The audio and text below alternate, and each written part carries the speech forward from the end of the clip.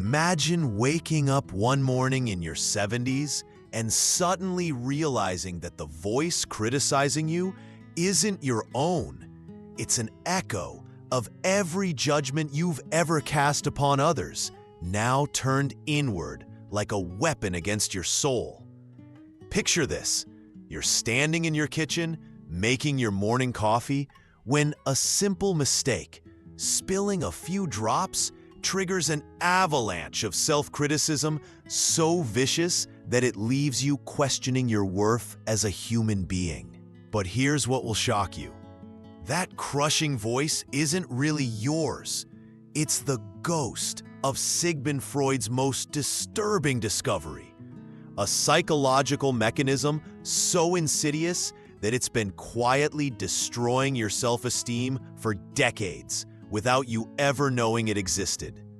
What if I told you that every harsh word you've spoken about others, every moment of judgment, every whispered criticism, every silent condemnation has been slowly poisoning your own sense of worth? What if the very act of pointing fingers at the world around you has been systematically eroding the foundation of who you are?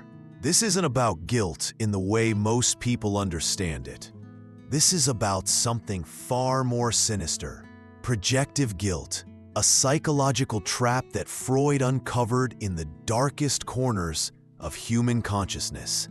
It's the reason why, after 7 decades of life, you might find yourself feeling smaller rather than wiser, more doubtful rather than more confident.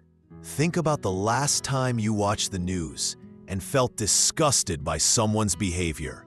Remember that surge of righteous indignation, that feeling of moral superiority. Now consider this terrifying possibility. In that moment of judgment, you weren't just observing their flaws. You were unconsciously recognizing parts of yourself that you spent a lifetime trying to deny.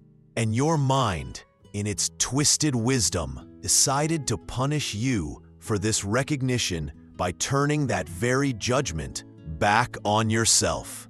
Why do you think that at an age when you should feel most secure in who you are, you instead find yourself overthinking every decision, doubting every choice, feeling like you're never quite good enough? Why does the criticism of others sting so deeply now? Why does betrayal feel so devastating? Why does manipulation by others leave you questioning your own judgment? The answer lies buried in a psychological mechanism that Freud identified over a century ago, one that reveals why the mind becomes its own worst enemy. It explains why loneliness feels so crushing in your later years, why you struggle with maintaining discipline, why authentic self-expression feels so frightening. Every time you've criticized someone else's choices, you've unknowingly programmed your mind to criticize your own. Every time you've judged another person's character, you've given your internal critic more ammunition to use against you. Every time you've condemned someone else's mistakes, you've added another layer to the prison of self-doubt that now surrounds you. But what if this prison has an exit? What if understanding this mechanism, really understanding it, could be the key to reclaiming not just your self-esteem, but your entire sense of personal freedom? What if the very thing that's been destroying you could become the pathway to your liberation? The journey we're about to take together will shatter everything you thought you knew about your own mind. It will reveal how your brain has been playing a cruel trick on you for decades. And more importantly, it will show you exactly how to turn the tables on this psychological saboteur. Are you ready to discover why your mind has become your greatest adversary? Are you prepared to learn how Freud's most disturbing insight could be the key to your emotional freedom? Are you willing to confront the uncomfortable truth about how your own judgments have been slowly killing your self-worth? Because once you see what I'm about to show you, there's no going back to the comfortable illusion that your self-criticism is justified. Once you understand projective guilt, you'll never look at your internal dialogue the same way again. If you're ready to reclaim your self-esteem and break free from decades of psychological self-sabotage, and make sure you subscribe to this channel and hit that like button, because what you're about to discover will change everything you thought you knew about your own mind. To understand how projective guilt has been systematically destroying your self-esteem, we must first journey into the brilliant mind of Sigmund Freud himself. In 1911, while treating patients in his Vienna clinic, Freud made an observation so disturbing that it would revolutionize our understanding of human psychology forever. He noticed that his patients weren't just troubled by their own actions, they were haunted by behaviors and thoughts they desperately wanted to deny in themselves. But instead of confronting these uncomfortable truths directly, their minds performed a sophisticated sleight of hand. They projected these unwanted aspects of themselves onto others, then proceeded to judge those others harshly for possessing exactly the qualities they feared recognizing in themselves. But here's where Freud's genius truly shined. He discovered that this projection didn't make the guilt disappear. Instead, it transformed it into something far more insidious. The guilt that should have been processed, understood, and resolved became an internalized weapon of self-destruction. Carl Jung took this concept even further.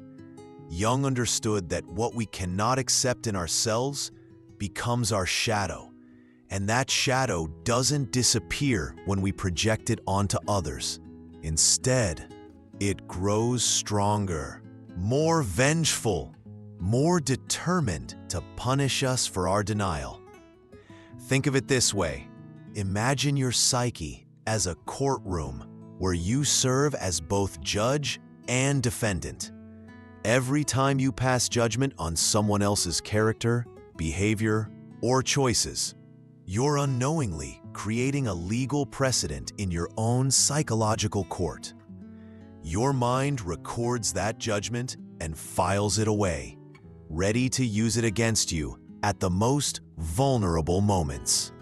This is why you find yourself lying awake at 3 a.m., replaying conversations from decades ago, torturing yourself with what-if scenarios.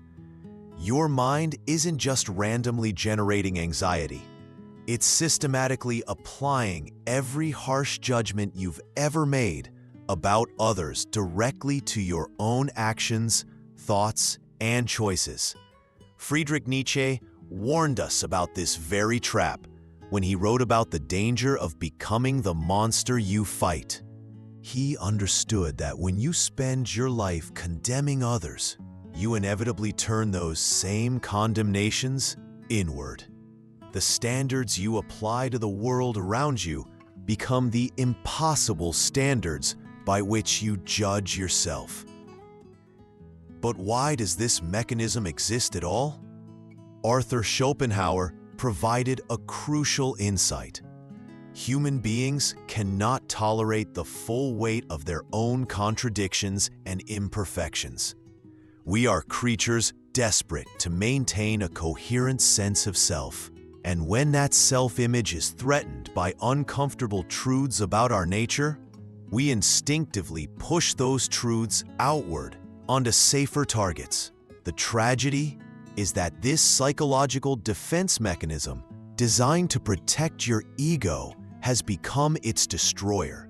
Every projection creates a boomerang effect. The criticism you hurl at others returns to you with compound interest, charged with the power of your own moral authority. Consider the times you've been disgusted by someone's selfishness, only to later berate yourself mercilessly for a moment of self-interest. Remember when you condemned someone for their weakness. then tortured yourself for showing vulnerability. Think about how harshly you've judged others for their mistakes, then applied that same merciless standard to your own inevitable human errors.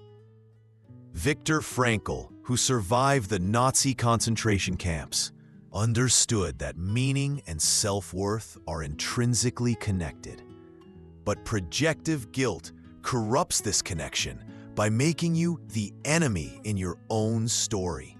Instead of being the hero of your own narrative, you become the villain you've spent a lifetime condemning in others.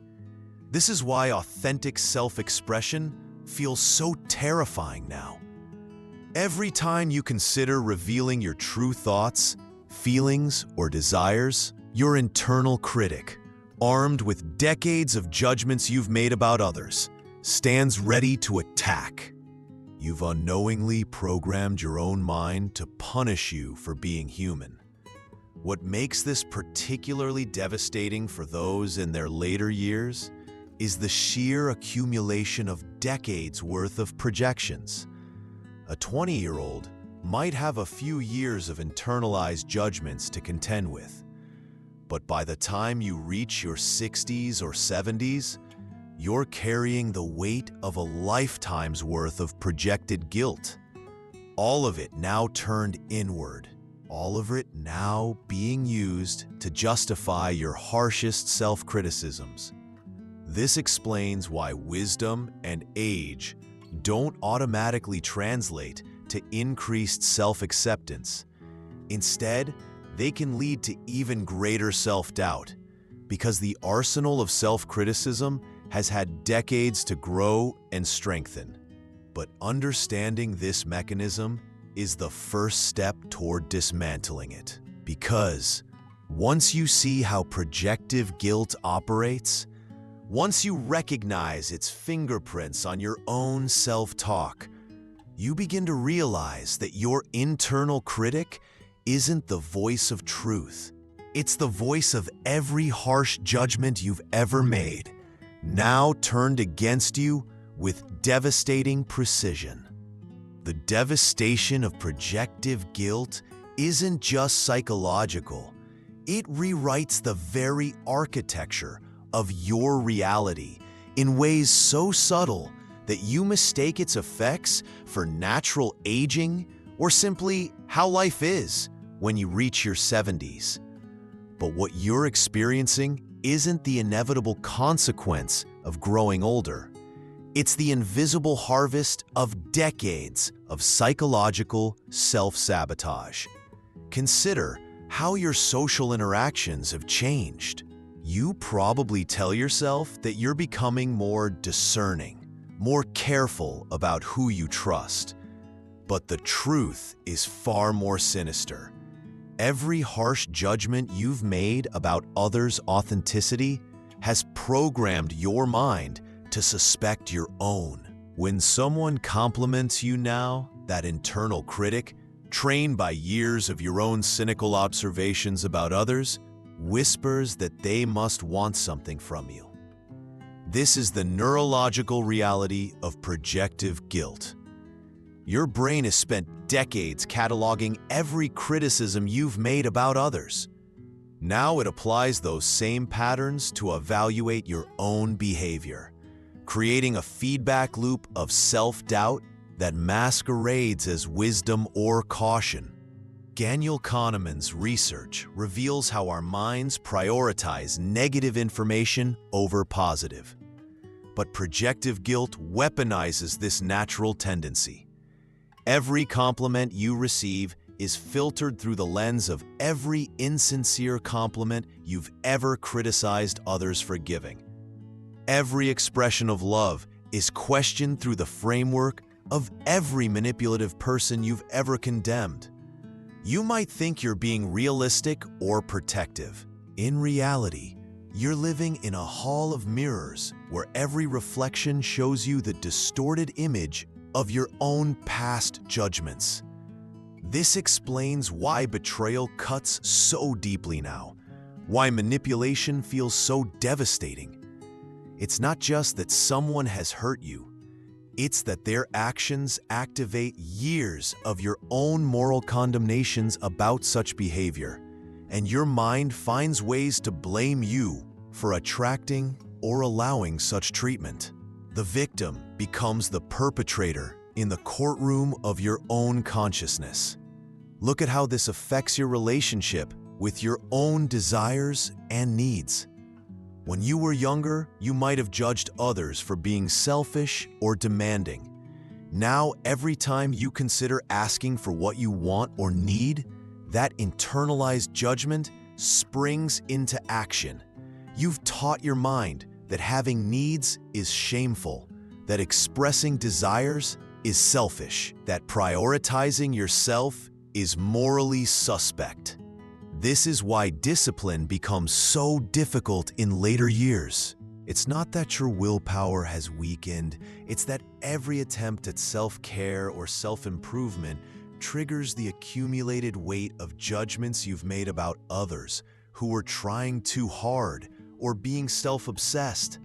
Your mind has learned to associate taking care of yourself with being the kind of person you've spent decades criticizing.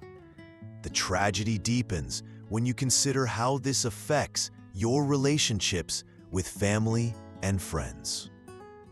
Every piece of advice you offer, every opinion you express, every moment of authentic connection is filtered through the expectation that others are judging you the way you've judged them. You hold back, you moderate your expressions, you second-guess your contributions because you've trained your mind to anticipate the same harsh evaluation you've given to others. This is perhaps the most devastating consequence of all. Projective guilt doesn't just destroy your self-esteem, it isolates you from genuine human connection. You become trapped in a prison of assumed reciprocal judgment, where every interaction is contaminated by the fear that others are thinking about you the way you've thought about them. Consider how this affects your physical health. The chronic stress of constant self-criticism creates a cascade of physiological responses. Elevated cortisol levels, compromised immune function, disrupted sleep patterns, digestive issues. Your body is literally being poisoned by the internalized toxicity of your own judgments. But perhaps the most heartbreaking consequence is how projective guilt steals your capacity for joy and spontaneity. Every moment of happiness is shadowed by the internalized voice that questions whether you deserve it, whether you've earned it, whether it's somehow inappropriate for someone like you. You've become the harsh parent to your own inner child, constantly monitoring and restricting your natural impulses toward pleasure and self-expression. This mechanism explains why so many people in their later years struggle with imposter syndrome, the feeling that your accomplishments are real, that you've somehow fooled everyone into thinking you're competent or worthy. It's not humility.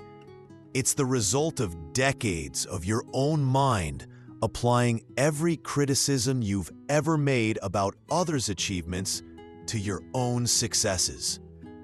The cultural conditioning makes this even worse. Society tells us that self-criticism is wisdom, that doubt is humility, that questioning ourselves is maturity. But these aren't signs of psychological health.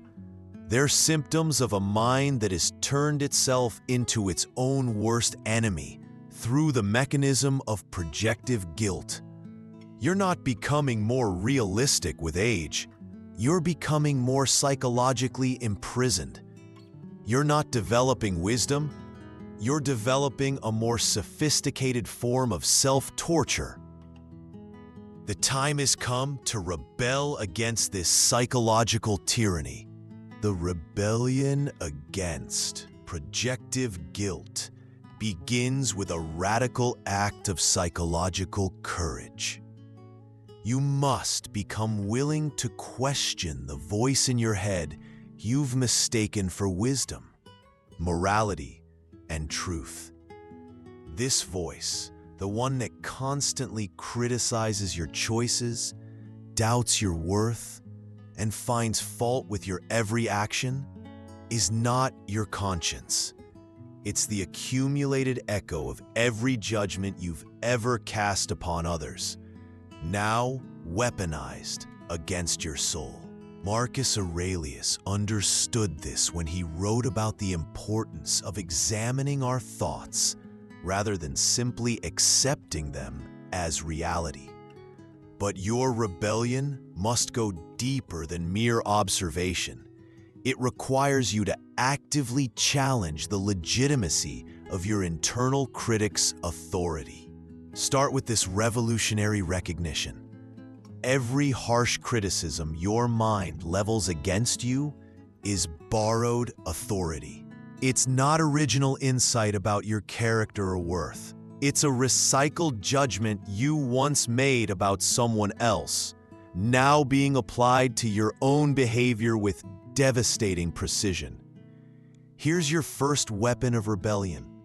Begin to trace your self-criticisms back to their origins. When that voice tells you you're being selfish for wanting something, ask yourself, who did I judge for being selfish? When it condemns you for being weak or vulnerable, inquire, who did I criticize for showing weakness? When it tells you you're not good enough, demand to know, who did I decide wasn't good enough and why? This practice of psychological archaeology will reveal the shocking truth. Your harshest self-criticisms aren't based on objective assessments of your character. They're the internalized echoes of your own past judgments about others. You've been torturing yourself with borrowed standards, foreign voices, external condemnations that you internalized and claimed as your own truth. Carl Jung called this process withdrawing projections, and it represents one of the most powerful tools for psychological liberation ever discovered. When you stop projecting your own denied qualities onto others, you simultaneously stop giving your mind ammunition to use against yourself.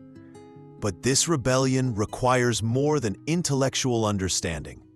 It demands practical action.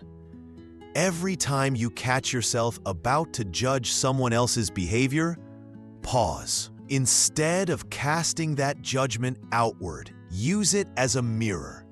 Ask yourself, what is this criticism telling me about something I don't want to see in myself?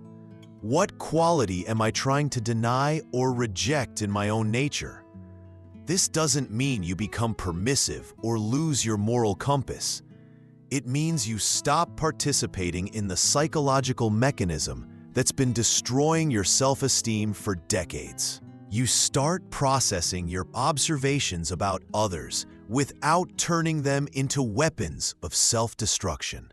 Friedrich Nietzsche spoke of becoming who you are, but projective guilt makes this impossible because it convinces you that who you are is fundamentally flawed, unworthy, and deserving of criticism.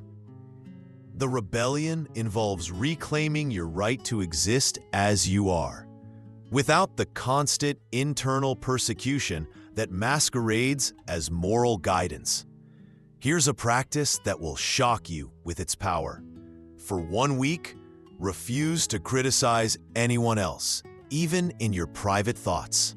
Not because criticism is always wrong, but because you need to starve the mechanism that's been feeding your self-destructive internal dialogue. Watch how difficult this is. Notice how your mind resists giving up its favorite pastime of finding fault with others. This resistance reveals just how addicted you've become to the very process that's been poisoning your self-image. As you withdraw your projections, something remarkable begins to happen. The voice of your internal critic starts to lose its power.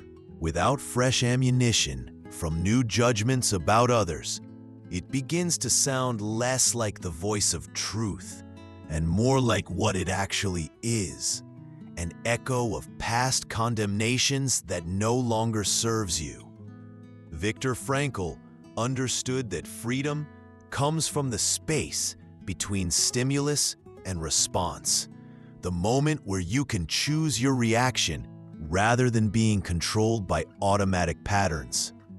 Your rebellion lives in this space. Instead of automatically accepting your internal critic's assessments, you learn to pause, question, and choose whether to believe what it's telling you.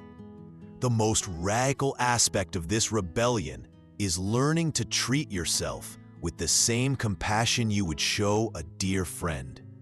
When that internal voice begins its familiar tirade of criticism, ask yourself, would I speak to someone I love this way? Would I accept this treatment from another person? If the answer is no, then why are you accepting it from yourself? This rebellion isn't about becoming narcissistic or losing your capacity for self-reflection. It's about distinguishing between healthy self-awareness and psychological self-abuse. It's about recognizing that constant self-criticism isn't wisdom.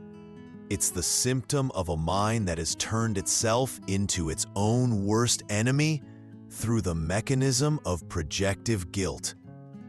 As you practice this rebellion, you'll begin to notice something extraordinary. Your capacity for genuine joy, spontaneity, and authentic self-expression starts to return. The rebellion against projective guilt is ultimately a rebellion against psychological slavery. It's a declaration of independence from the tyranny of internalized judgments that were never truly yours to begin with. The ultimate truth about projective guilt will shatter every assumption you've held about the nature of self-worth, moral judgment, and human consciousness itself. What I'm about to reveal to you represents the culmination of over a century of psychological research and the hard-won wisdom of countless individuals who have broken free from this mental prison. Here it is. The voice in your head that constantly criticizes, doubts, and condemns you is not actually your voice at all. It's a psychological parasite that has been feeding off your own judgments about others for decades, growing stronger with each criticism you've made. Each condemnation you've expressed, each harsh evaluation you've passed on another human being. This isn't metaphorical language. This is the literal reality of how your mind has been colonized by your own projections. That internal critic that you've mistaken for wisdom, conscience, or realistic self-assessment is actually an alien presence in your consciousness, built from the accumulated judgments you've made about others and turned inward with devastating precision. The most shocking aspect of this truth is that the real you, the essential you that existed before this psychological parasite took up residence in your mind, has been buried alive under decades of internalized criticism. Every harsh judgment you've made about others has added another layer to this burial, until you can barely hear the voice of your authentic self beneath the constant chatter of borrowed condemnations.